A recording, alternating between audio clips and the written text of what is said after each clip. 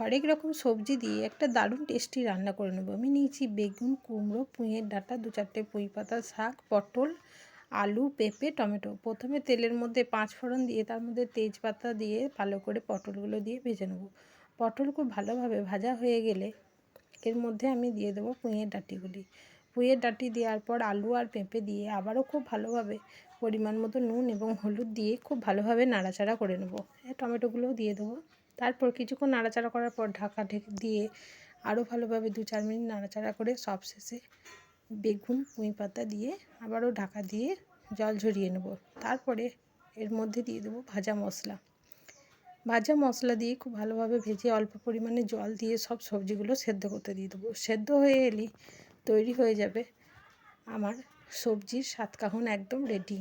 খুব সুন্দর একটি রেসিপি, দারুণ টেস্টি, খেয়ে দেখবেন খুব ভালো লাগবে।